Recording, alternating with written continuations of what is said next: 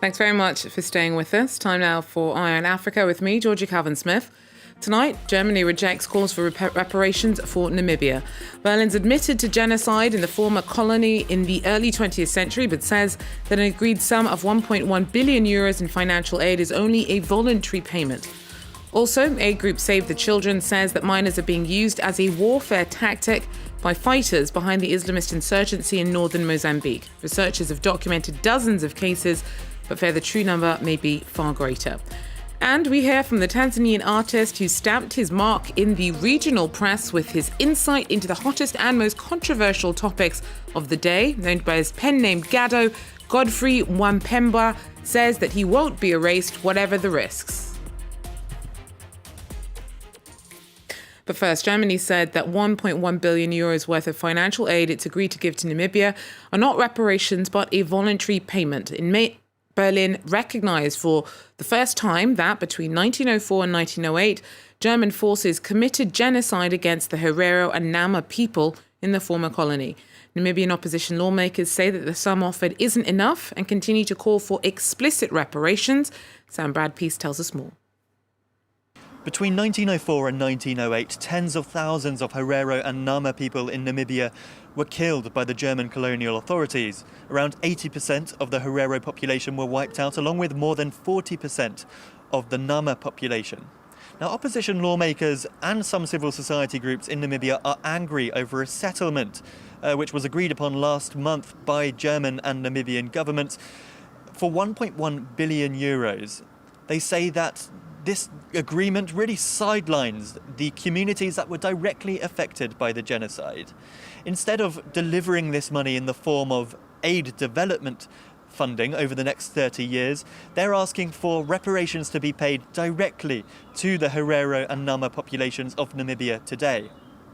Now, another criticism of this agreement really is that the money that has been promised simply isn't enough. Many Namibians think this, including the country's own vice president. A week on from Nigeria's banning of Twitter, the country's information minister said that social media companies that want to operate there have to register a local entity and get a license. Microblogging site Twitter was suspended in Nigeria 2 days after the platform took down a tweet by President Muhammadu Buhari in which he threatened to punish secessionists. Critics have accused his administration of cracking down on freedom of expression. Speaking to France 24 on Wednesday, Nigeria's finance minister Zainab Ahmed said that Buhari was well within his rights to block access to the site. We are a sovereign nation, and we will not be sitting back and allowing any platform, however large it is in the world, to cause a war within our country. So that's what it is. And it's not something that we take lightly. We do hope, and we'll be entering into discussions with Twitter. We just need to have our regulations respected. So if any platform will do whatever they do on a fair and a balanced manner, fine. But you cannot shut out the president of a sovereign nation and just expect no consequences. It doesn't happen. And you can catch the full interview with Zainab Ahmed on Thursday in France 24's People and Profit. That's from 4:45 p.m. Paris time. Well, in other news, Central African Republic prosecutors have accused a French national of spying. Juan Remy Quinolo will face an investigation and a trial may be held within 6 months. The move came 2 days after France froze aid and military cooperation with the former colony, accusing it of launching an anti-French disinformation campaign backed by the Kremlin. Russia has a growing presence in the unstable Central African Republic. Clément Duroma tells us more. The case first made headlines in Bangui a month ago when Frenchman Juan Remy Quinolo was first arrested and his house searched. Photos of him were plastered across social networks, images of him handcuffed in front of his home with a large military arsenal that was allegedly found inside on display. He was then taken into police custody in Bangui. On social networks and in newspapers, many accused him of being a French mercenary. We know that he had been in CAR for several years and worked as a security consultant, bodyguard for international organizations here. An investigation by the Central African authorities has been launched, and the public prosecutors said that Kinyolo has been accused of endangering state security, illegal possession of weapons, espionage and conspiracy. He is currently being detained at a military camp in the capital here in Bangui. France has not officially commented on the charges against Kinyolo, but has set up consular protection for him, saying that they would do that for any French national that needed help abroad. Dozens of children have been taken from their families by armed groups behind a violent Islamist insurgency in northern Mozambique. Researchers from UK charity Save the Children say that at least 51 minors, many of them girls, have been kidnapped over the last year. The true number of stolen children could be much higher. The suspicion is that the abductions are a deliberate tactic of warfare. They took our daughters and locked them in different houses, and took us and locked us in another house. Later, they came back and took the girls who interested them. They left the woman inside the house.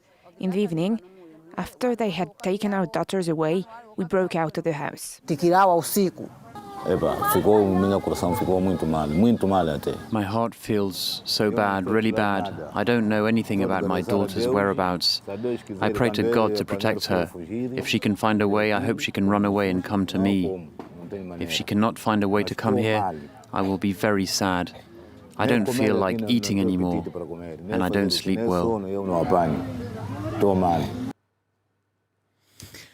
Well, conflict first flared in Cabo Delgado in 2017. At least 700,000 people have been forced from their homes since brutal attacks that have also cost thousands of lives.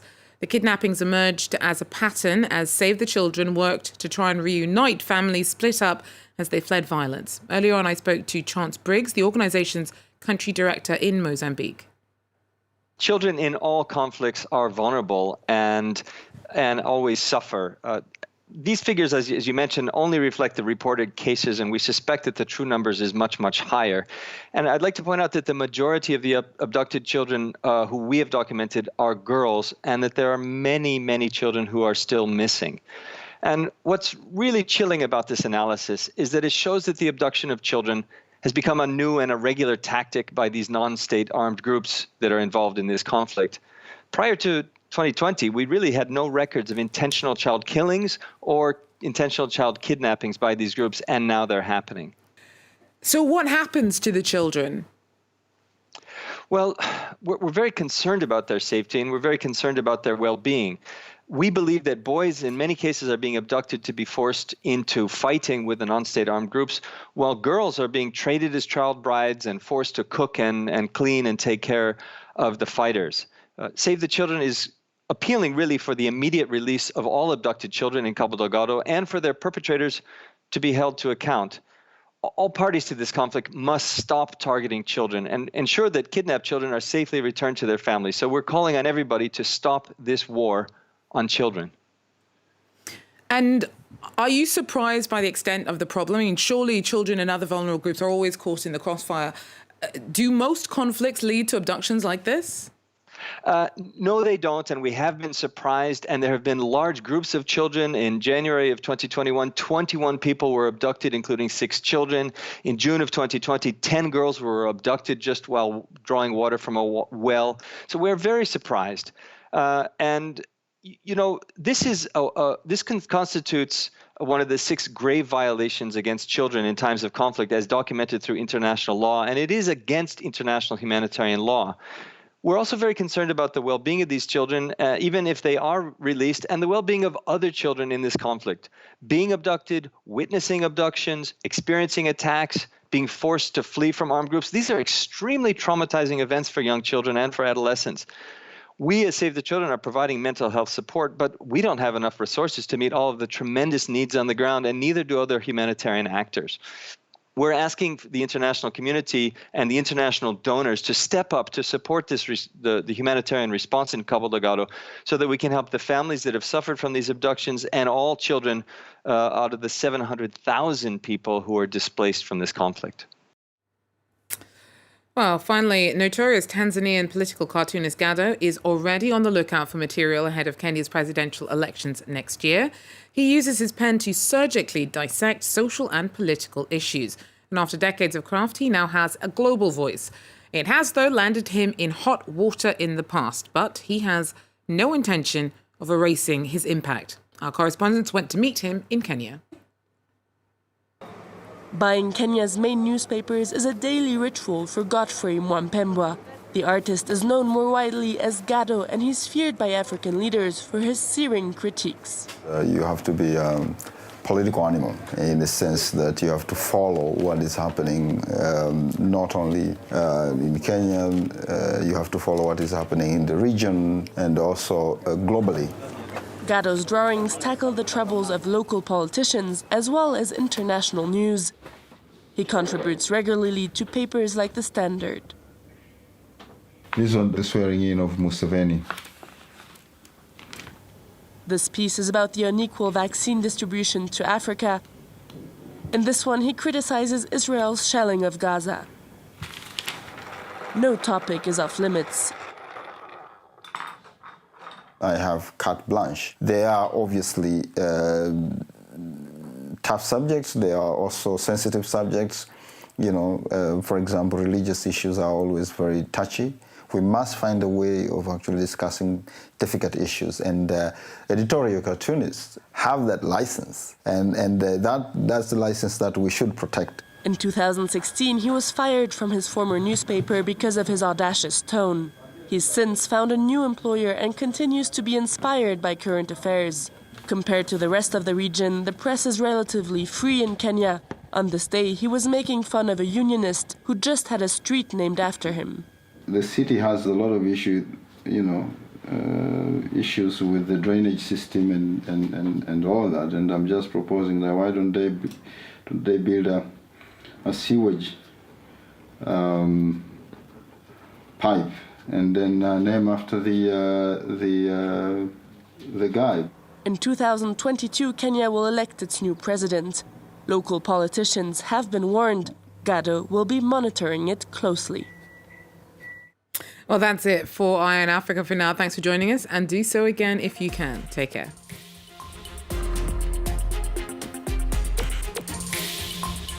Scarce resources, little to no recognition, and a succession of natural disasters have driven many of Puerto Rico's citizens to the breaking point. Pero el resto de la familia, incluyendo mis hijos, está fuera de Puerto Rico, están en Estados Unidos. Estoy recibiendo algunos 961, creo que es que me sobra. While Joe Biden's presidential win has given some people hope. Y para mí es mucho mejor el que tengamos todos los derechos que tienen los ciudadanos americanos. Others remain skeptical about the country's future. O debemos independizarnos. Puerto Rico, treading waters, on France 24 and France24.com.